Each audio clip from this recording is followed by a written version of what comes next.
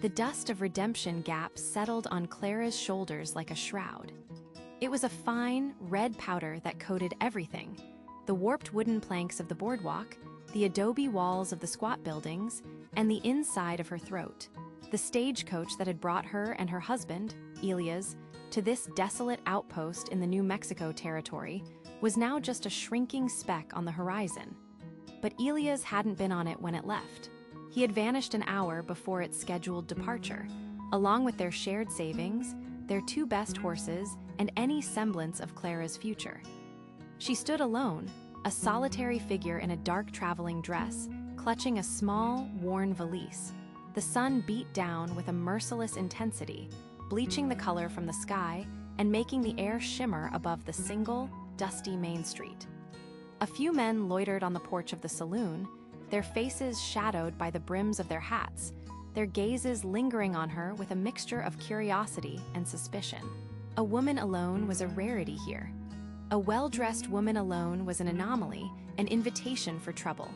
Panic, cold and sharp, clawed at her insides. This was not part of the plan. Elias had spoken of Redemption Gap as a stepping stone, a place to provision before they pushed further into the mountains to stake their claim. He had painted pictures with his words of a vibrant town bustling with opportunity.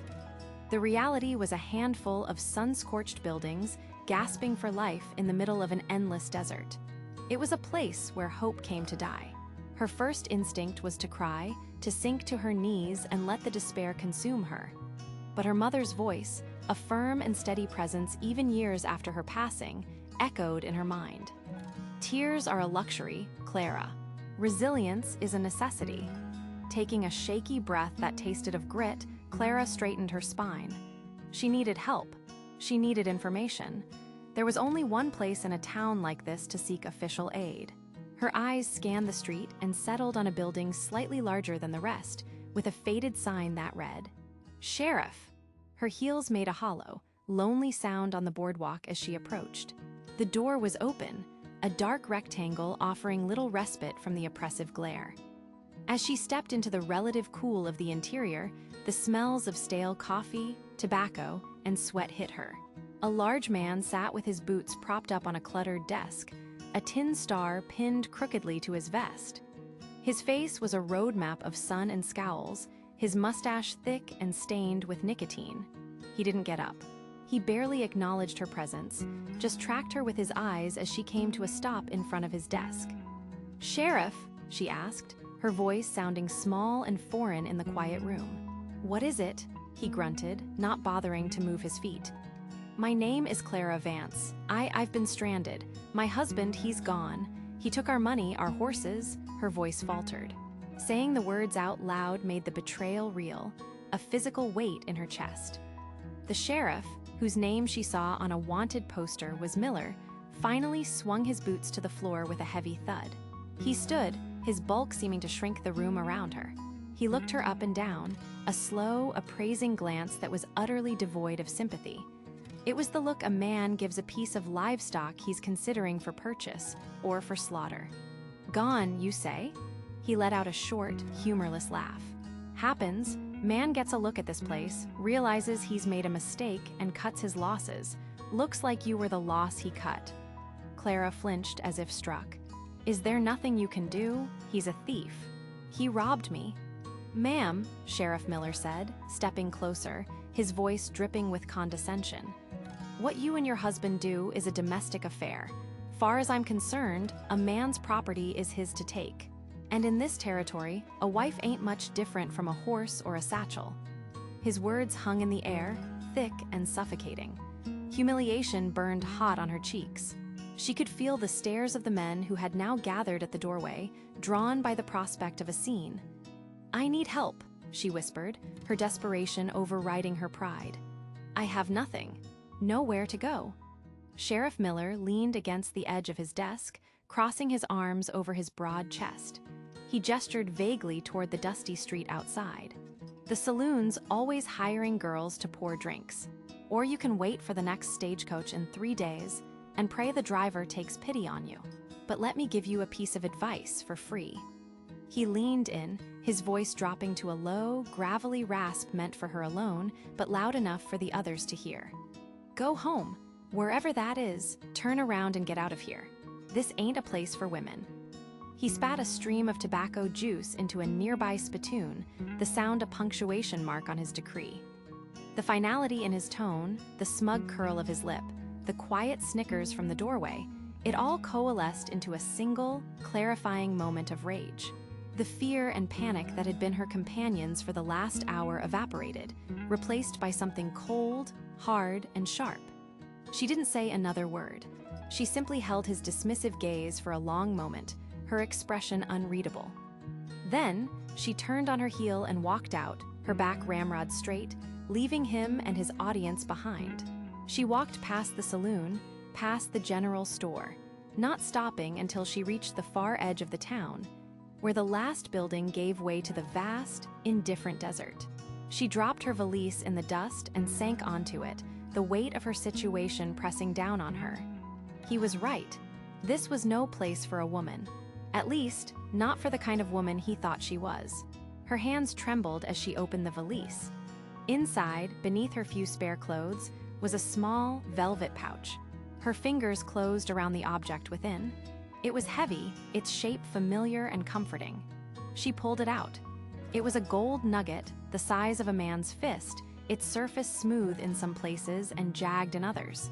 It wasn't just gold. It was her inheritance, the only thing of value her prospector mother had managed to pull from the earth before a fever took her. Her mother had given it to her on her wedding day. "This is for you, Clara," she'd said. "Not for him. It's your foundation. Don't ever let a man be the only thing holding you up." Clara had never understood the weight of those words until this very moment. She looked from the nugget in her hand to the pathetic collection of buildings that made up Redemption Gap. A town built on hope and sustained by grit. A town that had judged her, dismissed her, and left her for dead. A cold smile touched her lips for the first time that day. Sheriff Miller thought this wasn't a place for her. He was wrong. This wasn't just a place for her. This was going to be her place. The sun of the following day rose with the same unforgiving intensity, bleaching the color from the sky and baking the dust on Redemption Gap's main street into a fine, pale powder. But for Clara Vance, the world had shifted on its axis. The fear that had coiled in her stomach was gone, replaced by a crystalline, cold purpose. She had spent the night not in a hotel, but hidden in the relative shelter of an abandoned livery stable, the gold nugget a comforting, heavy weight in her small valise. She hadn't slept, she had planned. Her reflection in a grimy window pane showed a woman she barely recognized. The tear-streaked face of yesterday was gone. Today, her hair was pulled back into a severe, tight bun. Her dress, though simple and worn, was immaculate. Her posture was straight, her gaze direct. She was no longer a victim petitioning for aid. She was an investor looking for an opportunity. Her target was the largest, most formidable building in town, aside from the saloon, the Redemption Gap Bank. It stood on a corner, a stoic brick structure with tall, narrow windows that seemed to look down on the rest of the dusty town with judgment. Taking a deep, steadying breath, Clara smoothed her dress, clutched her valise, and walked across the street. The lazy morning chatter of men gathered on the boardwalks quieted as she passed. Their eyes followed her, a mixture of curiosity and contempt. Sheriff Miller had made her a public spectacle, a cautionary tale. They expected her to be gone, another piece of refuse blown away by the harsh desert wind. They did not expect her to be walking into the bank. Pushing open the heavy oak door, she was met with a rush of cool, still air that smelled of old paper, leather, and faint cigar smoke. The interior was dark and imposing. A polished brass grille separated the public from the inner sanctum where the town's wealth was managed. Behind the counter, a young clerk with a green visor looked up, his eyes widening in surprise before he quickly composed his face into a mask of professional indifference. "May I help you, ma'am?" he asked, his tone laced with a politeness that felt more like a dismissal. "I am here to see Mr. Abernathy," Clara stated, her voice even and clear, betraying none of the tremors she felt inside. I have a business proposition for him. The clerk blinked. Mr. Abernathy is a very busy man. Do you have an appointment? No, Clara said simply, but I assure you he will want to see me. Please inform him that my business is of a substantial nature. Her unblinking confidence seemed to unnerve the young man. He hesitated, then disappeared through a door behind him. Clara waited, standing perfectly still in the center of the lobby, ignoring the curious glances from the few other customers. Minutes stretched into an eternity. Finally, the door opened again, and a man who could only be Mr. Abernathy emerged. He was in his late 50s, tall and slender, dressed in a tailored gray suit that seemed out of place in the rugged town. His silver hair was perfectly combed, and his eyes, behind a pair of gold-rimmed spectacles, were as sharp and assessing as a hawk's. I am Elias Abernathy, he said, his voice a smooth baritone. He did not extend a hand. My clerk tells me you have a proposition. The bank is not in the habit of entertaining unsolicited ventures, especially from, he paused, letting his gaze sweep over her worn dress. Transients. The insult was designed to throw her off balance, to put her on the defensive. Clara met it with unnerving calm. I am not a transient, Mr. Abernathy. I am a new resident, she corrected him softly. And what I have to discuss is best done in private. She opened her valise just enough for him to see the dull, heavy gleam of the gold nugget nestled within. Abernathy's practiced composure faltered for a fraction of a second. His eyes narrowed, the initial dismissal replaced by a flicker of professional avarice. He gave a curt nod. Very well, my office. His office was as imposing as the man himself. A large mahogany desk dominated the room, backed by shelves filled with leather-bound ledgers. The only window looked directly out onto the main street, giving him a commanding view of his domain. He sat behind his desk, a king on his throne, and gestured for her to take the simple wooden chair opposite him.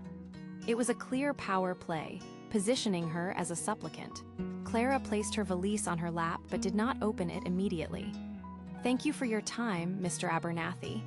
Time is money, madam. Let's not waste either. The gold, he said, his voice sharp. Where did you get it? It was an inheritance from my mother. From her family's claim in the Arizona territory, Clara answered truthfully. She had rehearsed this. It has been in my possession for many years. And now you wish to sell it. It wasn't a question. It was an assumption. No, Clara said, and the single word hung in the air, charged with defiance. Abernathy raised an eyebrow. I do not wish to sell it. I wish to use it as collateral. This gave him pause. His expression shifted from simple curiosity to genuine interest. Collateral for what, precisely? A line of credit, Clara stated. I intend to make an investment in this town. She finally lifted the nugget from her bag and placed it on his desk. It landed with a solid, definitive thud that echoed in the quiet room. It was larger than a man's fist, its surface pitted and uneven, but its sheer mass and density were undeniable. Abernathy leaned forward, his eyes gleaming as he examined it without touching. He was a man who understood value, and he was looking at a significant amount of it. An investment, he repeated slowly, his gaze flicking from the gold to her face, re-evaluating her. What kind of investment? Clara leaned forward slightly, her voice dropping to a conspiratorial tone. The kind that will be mutually beneficial, Mr. Abernathy. I want to purchase the old Miller's Mercantile across the street. Abernathy leaned back in his chair, a slow, knowing smile spreading across his face. Miller's, a failing business. The owner, a man named Henderson, is in debt up to his ears to this bank. Exactly, Clara said. He is a poor manager. The store is poorly stocked, the prices are inconsistent, and the building itself is falling into disrepair. Yet, it is the only general store for 50 miles. Its position is strategic. Abernathy steepled his fingers, his eyes boring into her. And you believe you can do better? A woman running the mercantile? The ranchers and prospectors who are its main customers will not take kindly to that. Sheriff Miller certainly won't. The men in this town will take kindly to fair prices and goods they can't get anywhere else, Clara retorted, her voice hardening. They will appreciate a store that is clean and well-organized, where they can find what they need without being cheated. Money, Mr. Abernathy, is a language everyone understands.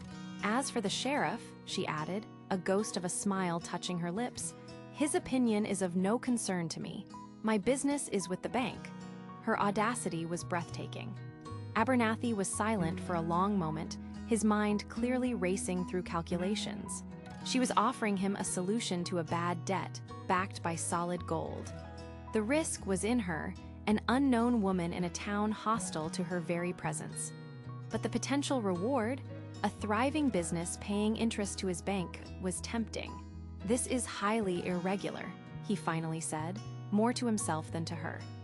Progress is often irregular, Clara countered smoothly.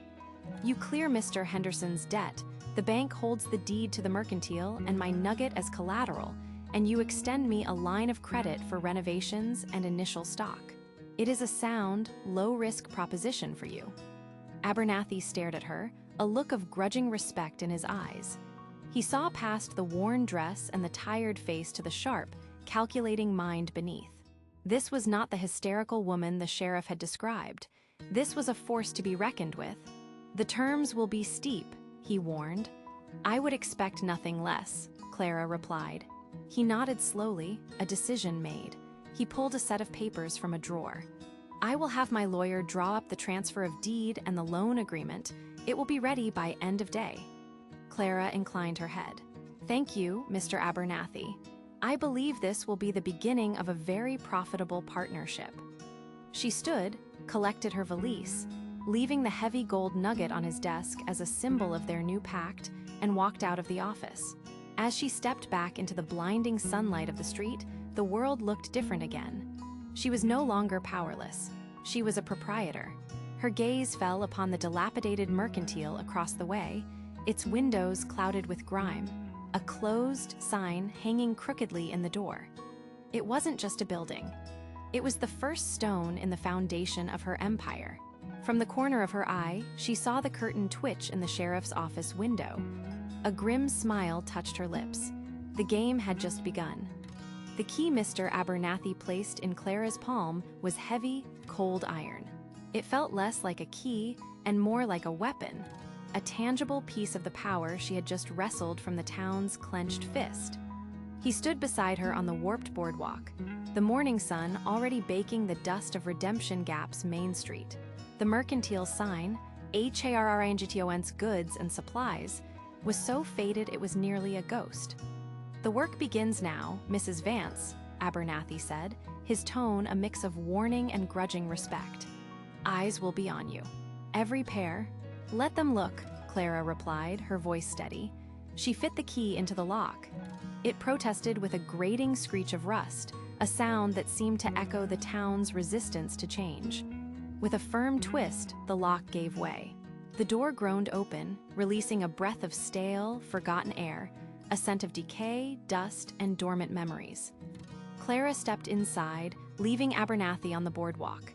This wasn't just a store, it was a beachhead. The interior was a tomb of commerce. A thick, uniform layer of gray dust coated everything. The long wooden counter, the empty shelves lining the walls, the scattered barrels and crates. Cobwebs, thick as cotton batting, draped the corners and hung from the rafters like macabre chandeliers. Sunlight struggled to pierce the grimy windows, cutting weak, hazy columns through the stagnant air. Another woman might have felt overwhelmed, a sense of crushing despair at the sheer scale of the neglect. Clara felt a surge of cold, clarifying purpose. This was a physical manifestation of the town's soul, rotting from the inside out. And she was here to perform the surgery. Methodically, she walked the length of the store, her boots leaving the first clean prints in the dust. Her mind was a ledger, cataloging every flaw, every task. Sweep floors, scrub counter, repair shelves, exterminate vermin, replace broken panes, order stock. The list grew, not as a burden, but as a battle plan. She went to the nearest window and, with a grunt of effort, forced the wooden shutters open. Light flooded in, illuminating a universe of dancing dust motes. She did the same for the others, one by one, banishing the shadows. The next morning, Clara did not emerge in her somber widow's attire. She wore a simple, durable calico dress, her sleeves rolled up to her elbows and her hair tied back severely. She carried a bucket and a stiff-bristled broom. The act of a woman, that woman, propping open the door to the dead mercantile and beginning to sweep clouds of dust onto the street was a spectacle. Work stopped. Men lounging on the saloon porch across the way fell silent, their smirks frozen. Women, ostensibly shaking out rugs or tending to window boxes, paused to stare, their expressions a cocktail of disbelief, pity, and a flicker of something unreadable, perhaps admiration. Sheriff Miller's deputy, a young, swaggering man named Calloway with a cruel twist to his lips, made it his business to amble over. He leaned against a support post, deliberately placing his polished boot in the pile of dirt Clara had just swept. "Playing shopkeeper, Mrs. Vance," he drawled, his voice loud enough for the audience to hear. "Don't you go and break a nail. This ain't a place for delicate hands." Clara didn't stop her sweeping. She worked her way around his boot without acknowledging it, her movements economical and efficient. Only when she had cleared the area did she straighten up, leaning on her broom and meeting his gaze. Her eyes were as flat and hard as river stones. "I'm building something, deputy," she said, her voice clear and carrying in the quiet street. "You should try it sometime. It's more productive than leaning." A few muffled chuckles came from the saloon porch. Calloway's face flushed a dull red. He kicked at the dirt pile, scattering it, before turning on his heel and stalking away. Clara simply began sweeping it up again, undeterred. She had won the first skirmish, not with anger, but with unshakable composure. By the third day, the reality of the task had fully set in. The floors needed more than sweeping. They needed to be scrubbed on hands and knees. A section of shelving had rotted through and threatened to collapse. She couldn't do it all alone. She needed skill, not just grit. Her mind went to a man she'd seen around town, an older fellow named Elias. He was a whisper of a man, weathered and quiet, always occupied with some task, mending a harness for the livery, reshoeing a horse, patching a roof, always working with a silent competence that the louder, more important men of the town ignored. She found him behind the blacksmith's shop, patiently sanding a new axe handle until it was perfectly smooth. His hands, though gnarled with age and work, moved with a practiced grace. Clara approached without preamble. "I need help at the mercantile," she said. "Shelving needs repair, some floorboards need replacing. General repairs. I pay fairly and I pay on time." Elias stopped his work, looking up at her from under the brim of his dusty hat. His eyes were pale blue, and they held a deep-seated weariness, the look of a man long accustomed to being overlooked. "You sure you want the trouble that comes with hearin' me, ma'am?" he asked, his voice a low rasp. "I don't exactly run with the sheriff's crowd." A small, humorless smile touched Clara's lips.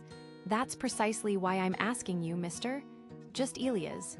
Elias, I'm not interested in the sheriff's crowd. I'm interested in good work." He studied her face for a long moment, his gaze searching. He saw no pity, no charity, only a straightforward proposition. A silent understanding passed between them, an unspoken acknowledgement of their shared status as outsiders. He gave a slow, deliberate nod. "I'll be there after sundown. Let's talk that way." True to his word, as dusk settled over Redemption Gap, Elias appeared at the back door of the mercantile, carrying a worn leather tool roll. He didn't waste time on pleasantries. He walked the space, tapping on walls, testing the integrity of the floorboards, his expert eye taking it all in. He grunted, unrolled his tools, and set to work on the broken shelving unit. The sounds of labor filled the store, the rhythmic rasp of a saw, the sharp tap of a hammer, the scrape of Clara's brush against the filthy floorboards.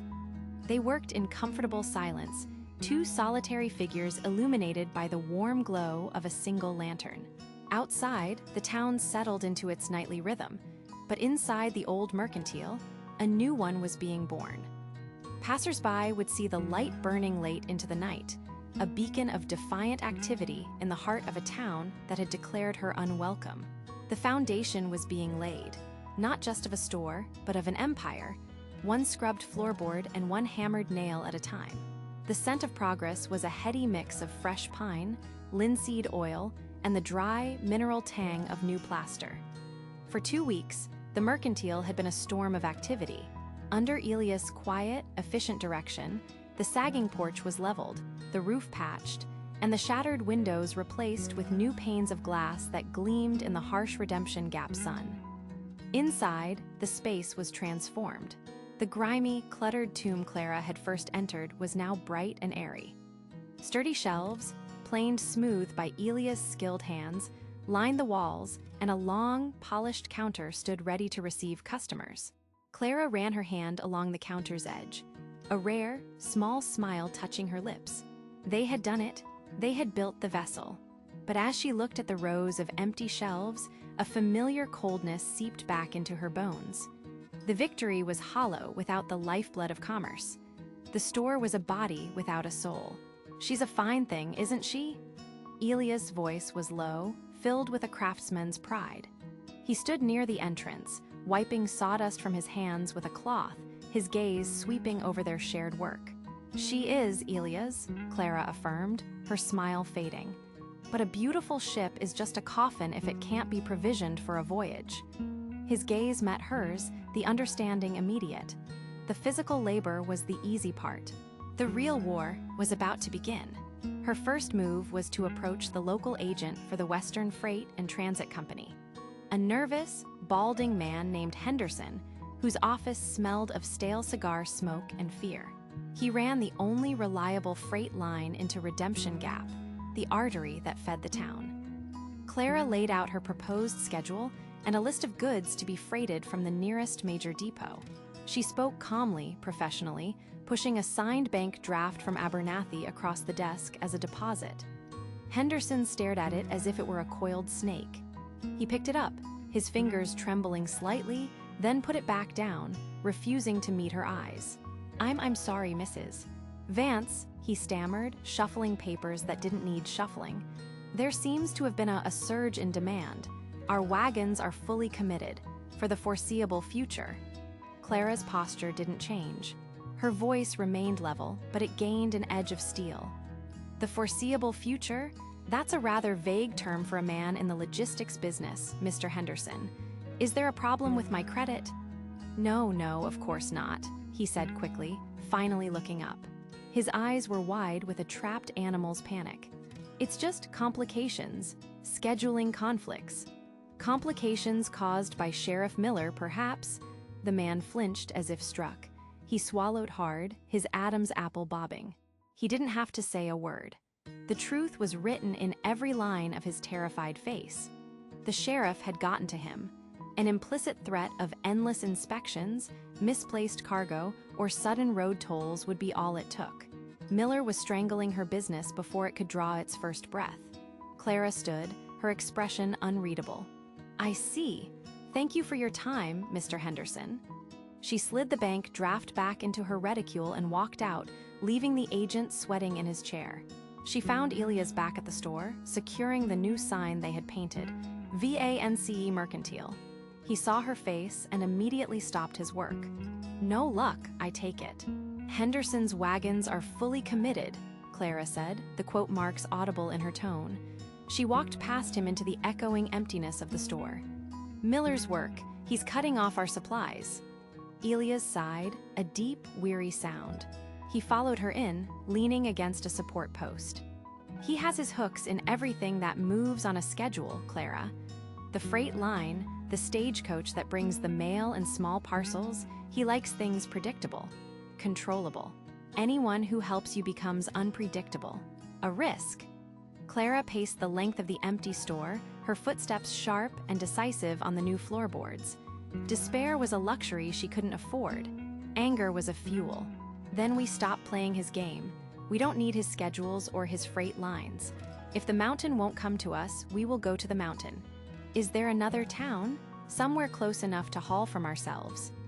Elias considered this, rubbing his jaw. "There's Coulterville. It's a 2-day ride, rough country. It's more of a mining boom town, not as established as Redemption Gap. Wilder, but they have suppliers. Getting the goods wouldn't be the problem. hauling them back would be. "We'll buy a wagon," Clara stated simply. "A single wagon on that road is a target, Clara.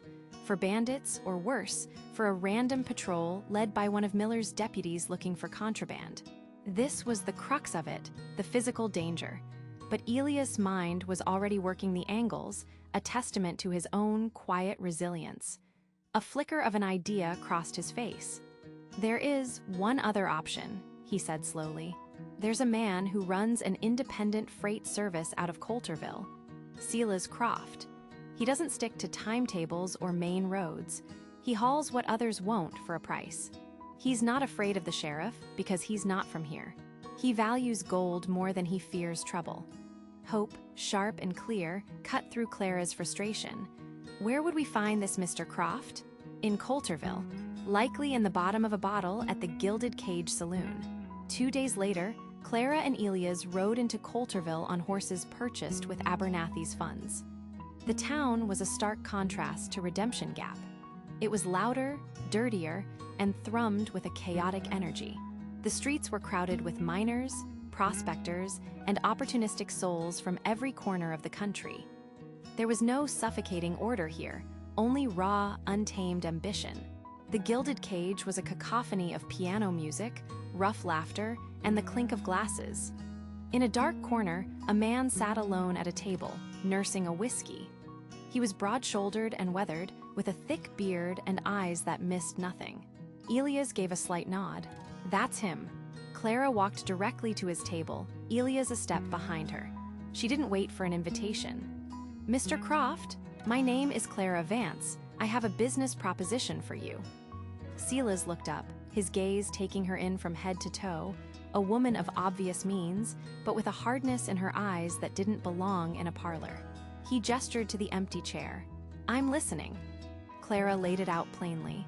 The new store in Redemption Gap, the need for a reliable and discreet supply line, the implicit opposition of Sheriff Miller. Silas swirled the amber liquid in his glass, his expression unreadable. "Sheriff Miller," he rumbled, his voice like grinding stones. "Heard of him, likes his town quiet, likes his pockets full. Running a wagon against his wishes ain't just business. It's a statement." "I'm not paying you to make a statement, Mr. Croft. I'm paying you to haul goods," Clara countered, her voice firm. "I'll pay 20% above your standard rate, half in advance for the first shipment." He raised an eyebrow, a flicker of interest in his cynical eyes. It was a generous offer. "Miller offers trouble. Trouble doesn't pay my bills." "My gold does," Clara said, placing a small, heavy pouch on the table. The clink of coins was louder than the saloon's din. "This is your advance. There's more where that came from. All I need is your word that my goods will arrive in Redemption Gap, intact and on time." Silas stared at the pouch, then back at Clara's unflinching face.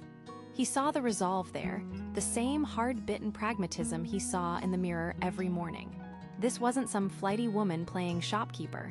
This was a fighter. A slow grin spread across his face, cracking his weathered features. "Mrs. Vance," he said, sweeping the pouch into his coat pocket. "It seems you've just hired yourself a freighter." The sun rose over Redemption Gap, casting long, sharp shadows down the single dusty street. It was a mercilessly clear morning, the kind that exposed every flaw, every crack in the weathered facades of the buildings. Inside the newly christened Vance Mercantile, however, everything gleamed. The floorboards, once gray with grime, now shone with a warm, waxed luster. Shelves, meticulously built by Elias, stood straight and strong, laden with a bounty the town hadn't seen in years. Tins of coffee sat next to sacks of flour and sugar.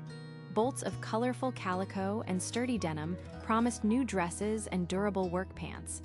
And a glass case near the front displayed precious needles, spools of thread, and shiny buttons. The air smelled of fresh-cut pine, cinnamon, and possibility. Clara stood behind the counter, her hands resting on the smooth, polished wood. She wore a simple but well-made gray dress, her hair pinned up with severe neatness. There was no trace of the desperate woman who had stumbled into town weeks ago. In her place stood a proprietor, her gaze steady as she looked out the large front window. "They're watching," Elias said quietly from beside her. He was arranging a display of new axe heads and hammers, his movements deliberate. From the saloon, Miller and Henderson. Clara didn't need to look. She could feel their eyes on her storefront, a palpable pressure. "Let them watch," she said, her voice low and even. "A show is no good without an audience." The town was quiet, but it was a loaded silence. Doors remained shut. Windows held the furtive shapes of onlookers. The men who usually loitered outside the saloon were there, but today they stood with a purpose, forming a silent, intimidating gauntlet. Sheriff Miller, his arms crossed over his barrel chest, leaned against a porch post, a smirk playing on his lips. He didn't have to say a word. His presence was a warning, a dare. For the first hour, no one came. The sun climbed higher, baking the dust on the street. Clara felt a knot tighten in her stomach, but she refused to let it show. She calmly wiped down the already spotless counter. Elias checked the alignment of the tool display for the third time. The silence stretched, thick and suffocating. Then, a flicker of movement. The door to the blacksmith's forge creaked open. Martha, the blacksmith's wife, a woman with work-worn hands and a perpetually tired expression, stepped out. She hesitated, looking from the saloon to the mercantile. Miller shifted his weight, his stare landing squarely on her. For a moment, it seemed she would retreat. Then she lifted her chin, smoothed the front of her faded apron, and began the long walk across the street. Every footstep echoed in the unnatural quiet. The men at the saloon fell silent. Clara felt her own breath catch. Martha's small act of defiance was a cannon shot in the tense standoff.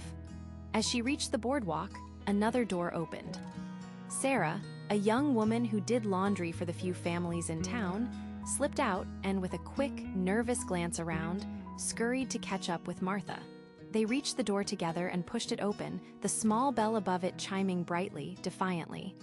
"Mrs. Vance," Martha said, her voice a little shaky but firm. "We heard you were open." "Martha, Sarah."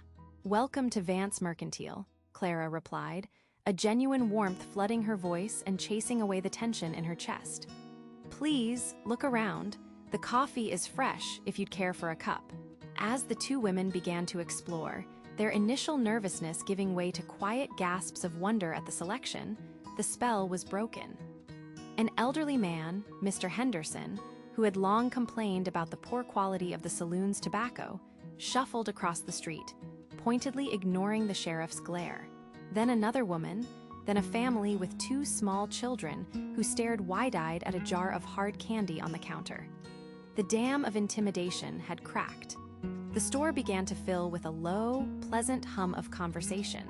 Elias moved through the small crowd, helping a rancher find the right gauge of wire, his quiet competence a reassuring presence. Clara was everywhere at once, measuring fabric for Sarah, weighing out beans for Martha, sharing a smile with the children. She wasn't just selling goods, she was cultivating a community within the four walls of her store. This was more than a business, it was a sanctuary. The bell above the door chimed again, this time with a harsh, discordant clang. The conversations faltered and died. Sheriff Miller stood in the doorway, his deputy flanking him. He filled the space, his shadow falling long and dark across the gleaming floorboards. He took his time, his eyes sweeping over the customers, lingering on each one with open contempt before finally settling on Clara. "Well, well," he drawled, his voice loud in the sudden silence. "Quite the little party you've got here, Mrs. Vance." He strode further into the store, his boots loud on the clean wood.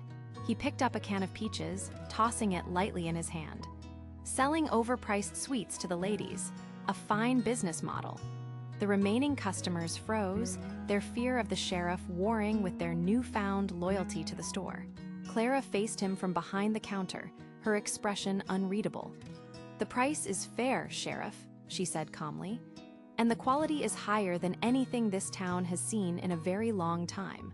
Perhaps if you were interested in more than rot-gut whiskey, you'd appreciate that." A collective gasp went through the room. No one spoke to Miller like that. His smirk tightened. He slammed the can down on the counter, making several people jump. "This town was doing just fine before you showed up with your notions. This is a place for hard work, For men, not for this. He gestured dismissively at the bolts of fabric and jars of spice. You're right, Sheriff. It is a place for hard work. Clara's voice cut through the air, sharp and clear. The work of building something, not just intimidating those weaker than you. The work of providing for a community, not just profiting from its vices. She leaned forward slightly. These people are here because I am offering them something you never have, a choice. And respect. Miller's face flushed a deep, mottled red. He took a step toward the counter, his hand dropping to the butt of his pistol. You watch your mouth, woman. Elias moved instantly, placing himself between the end of the counter and Miller, a heavy wrench appearing in his hand as if by magic. He said nothing, but his stance was an unmovable wall. Before the standoff could escalate, the bell chimed again, softly this time. Mr. Abernathy, the banker, stepped inside, dressed in his Sunday best. He surveyed the scene, the furious sheriff, the resolute Clara, the protective Elias, the terrified townsfolk, and his lips pursed. Sheriff Miller, Abernathy said, his voice dripping with disapproval. Harassing a local business owner in front of her customers, not a good look for the law. He walked calmly to the counter, pointedly turning his back on Miller.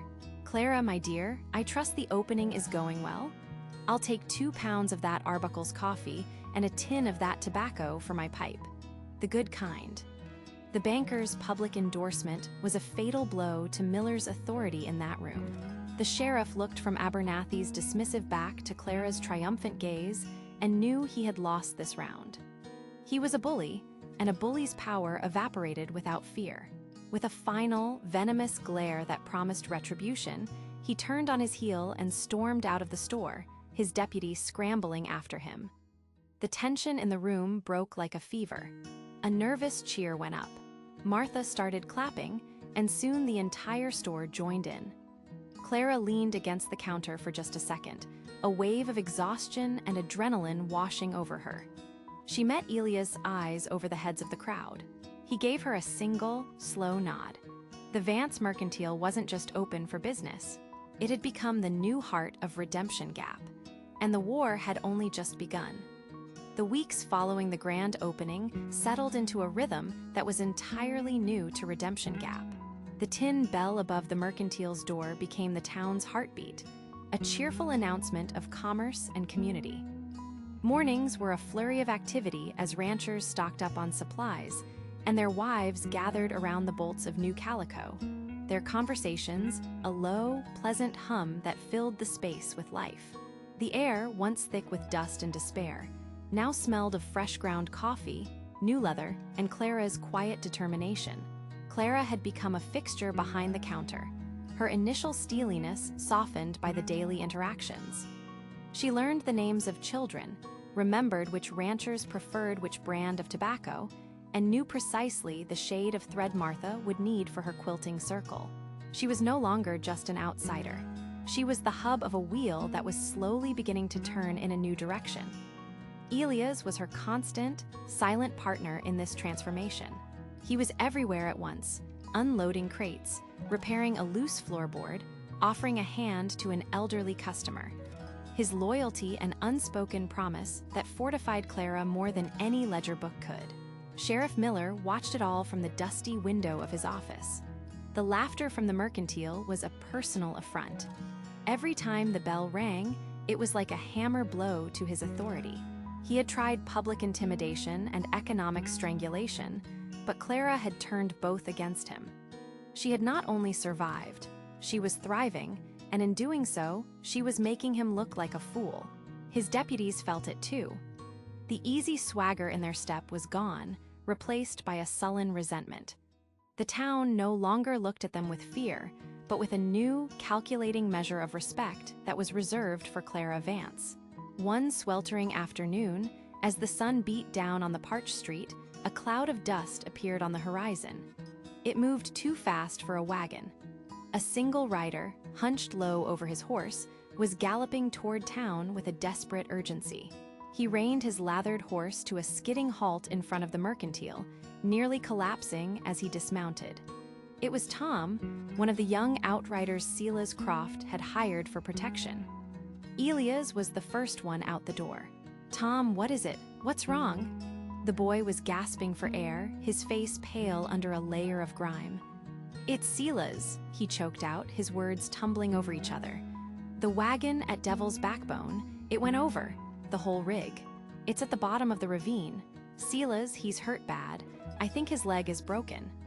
The cheerful hum inside the mercantile died instantly. Everyone froze, the news sucking the air out of the room. Clara felt a cold dread snake its way up her spine.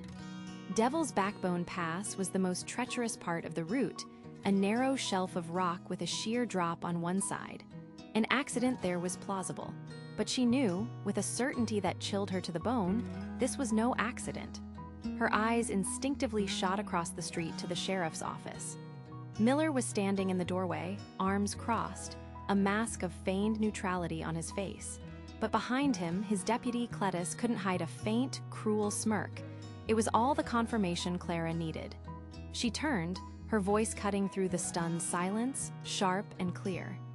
"Elias, get our buckboard. Bring the big medical kit from the back, rope, and a lantern, even though it's day." Her gaze then found Mr. Abernathy, who had been reviewing an order with her. "Mr. Abernathy, I need you to keep the store running.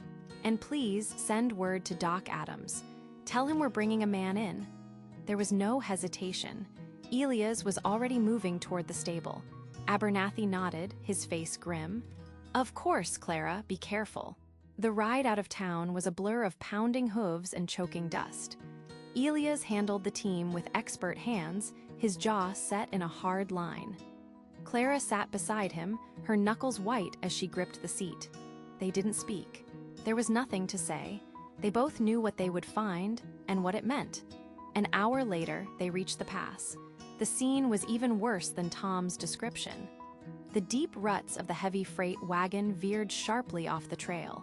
Below, in the shadowy depths of the ravine, lay the splintered remains of Silas Croft's livelihood.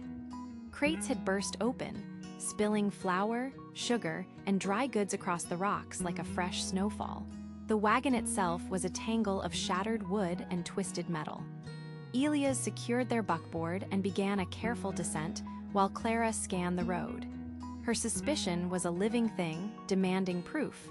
The tracks told the story. There was no sign of a rock slide, no indication of a spooked animal. Instead, just before the point where the wagon went over, she saw a long, deep gouge in the hard-packed earth, parallel to the tracks.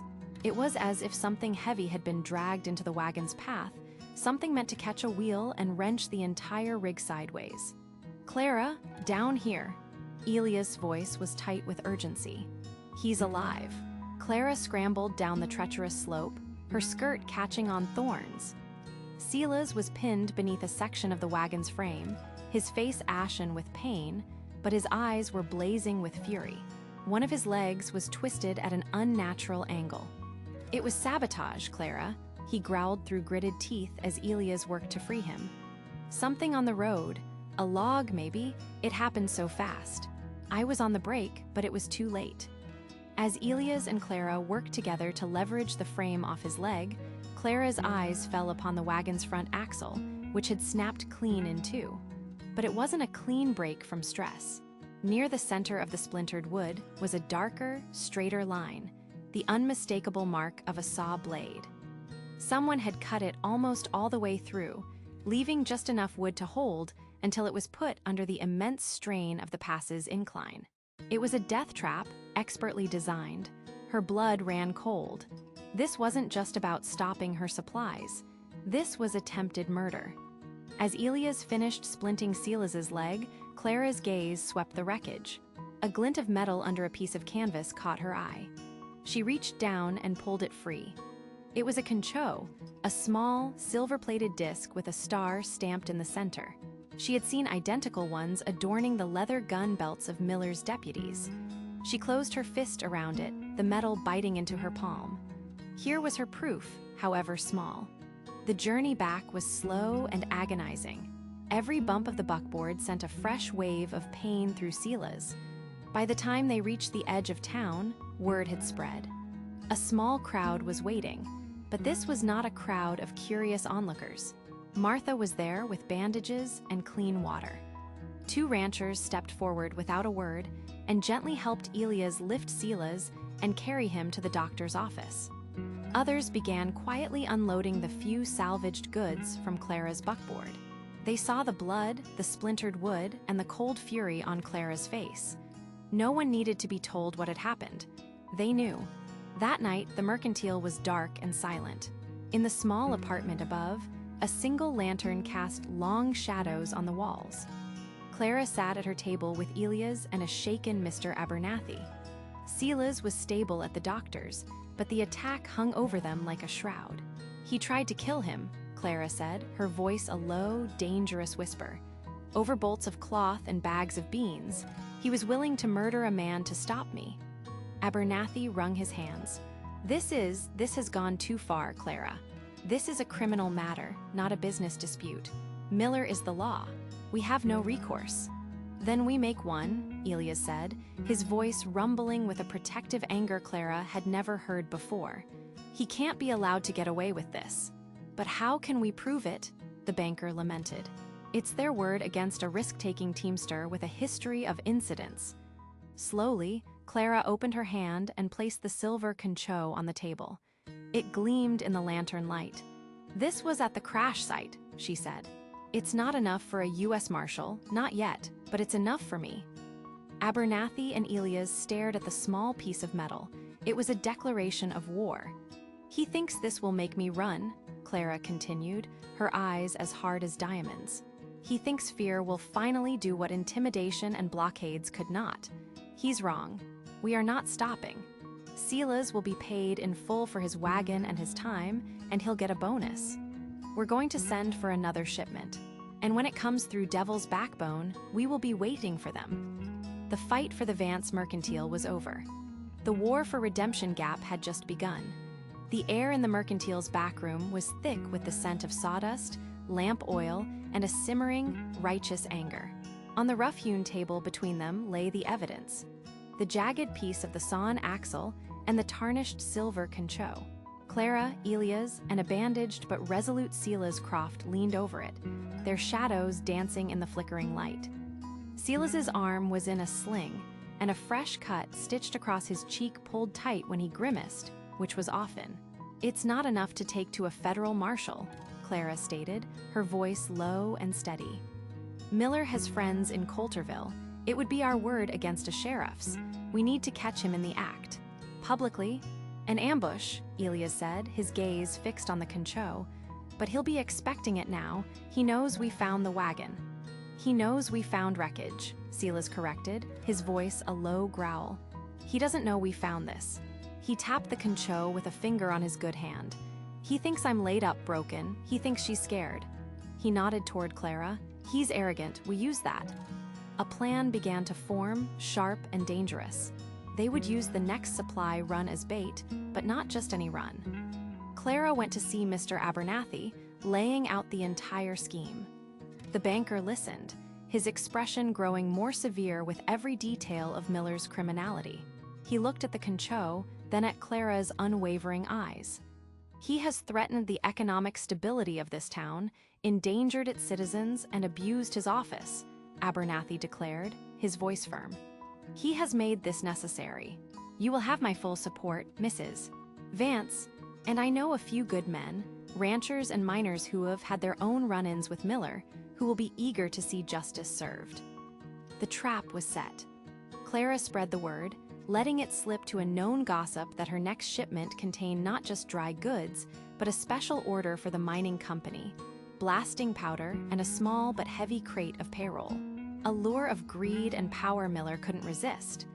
Elias reinforced a decoy wagon, making it look sturdy but leaving a vulnerable point in the rigging. Silas, ignoring the pain in his shoulder, insisted on driving. This was personal. On the appointed day, a cold, gray dawn broke over Redemption Gap. The wind bit with the promise of an early winter. Silas climbed onto the wagon seat, his jaw set like granite. Elias checked the harnesses one last time, sharing a brief, tense nod with Silas. Clara watched from the doorway of her thriving mercantile, a beacon of defiance in the dusty street. She felt the weight of the town's future on her shoulders, but it didn't bow them. It straightened them. She didn't stay behind. Hidden under a canvas in the back of the wagon, clutching a loaded pistol, she rode with Silas. This was her fight, and she would face her enemy head-on. They reached Devil's Backbone as the sun reached its midday peak, casting long, skeletal shadows across the narrow pass. The place was aptly named, a treacherous spine of rock with a sheer drop on one side. Just as Elias predicted, Silas slowed the team, feigning trouble with a wheel. It was the perfect pretext. They didn't have to wait long. 3 riders emerged from the rocks ahead, blocking the path. Sheriff Miller sat tall in his saddle, flanked by his 2 deputies, a smug, predatory grin on his face. Well, Silas, back on your feet already? I'm surprised. Thought you'd have learned your lesson." Silas spat on the ground. "The only lesson I learned, Miller, is that you're a coward who attacks a man from behind." Miller's grin tightened. He dismounted, sauntering towards the wagon. "Strong words. I'm just here to inspect your cargo. Heard you're carrying dangerous materials, and a payroll. Can't be too careful." He gestured to his deputies. "Check it." The deputy, the one whose belt was now missing a concho, moved toward the back of the wagon. As he reached for the canvas, a sharp whistle echoed from the rocks above Elias' signal. In an instant, the landscape transformed. Figures rose from behind boulders on both sides of the pass. Mr. Abernathy stood foremost among them, flanked by a dozen grim-faced ranchers and miners, all holding rifles. They were trapped. Miller froze, his hand hovering over his pistol. His eyes darted around, wild and cornered. And then, the canvas at the back of the wagon was thrown aside. Clara Vance stood there, leveling her pistol directly at his chest. "It's over, Miller," she said, her voice ringing with cold clarity in the sudden silence of the canyon. His face contorted with shock and fury. "Vance, you?" "Me," she confirmed. She reached into her pocket and threw the silver concho onto the ground at the deputy's feet. He flinched as if struck. "I believe this belongs to your man," Clara said, her eyes never leaving Miller's. "Just as this belongs to you." She held up the splintered piece of axle. "You tried to ruin my business. You tried to intimidate my customers. Then you tried to murder a good man to stop me. All because you couldn't bear the thought of a woman building something you couldn't control." "She's lying," Miller roared, his composure shattering. "They're trying to frame me?" "Are they, Sheriff?" Abernathy's voice boomed from the ridge. "We've heard your confession. We see your men, caught in the act. You have dishonored your badge and terrorized this town for the last time." Desperate, Miller drew his gun. But he was too slow. A single shot cracked through the air, and Miller's pistol flew from his grasp, his hand blooming with pain. Elias stepped out from his hiding spot, another rifle aimed steady. He hadn't killed him, but he had ended the threat. The deputies, seeing their leader disarmed and themselves hopelessly outnumbered, immediately dropped their weapons and raised their hands. The ride back to Redemption Gap was a spectacle. Miller and his men were bound, their own horses led by the ranchers who had once feared them. As they entered the main street, people poured out of the saloon, the smithy, and the boarding house. They saw their fallen sheriff, a prisoner, and they saw Clara Vance, riding tall beside Silas Croft and Mr. Abernathy. Martha was the first to approach, her face a mixture of awe and relief. She simply reached out and squeezed Clara's hand. Soon, other women joined her, forming a silent, powerful honor guard around Clara as she dismounted in front of the mercantile. Weeks later, a new federal marshal had been installed, a quiet, professional man recommended by Abernathy. Redemption Gap was breathing freely for the first time in years. The mercantile was more than a store. It was the town's heart, a place of community and hope. One evening, Clara stood on the porch, watching the sunset paint the sky in hues of rose and gold. Elias came to stand beside her, leaning against a post. "It's a good town," he said softly. Clara smiled, a genuine, untroubled smile. "It is now." She looked out at the street, at the families walking together, at the lights coming on in the windows. "He told me this wasn't a place for women." Elias looked at her, at the strength and grace that had remade their world. "He was wrong," Elias replied. It just wasn't a place for him.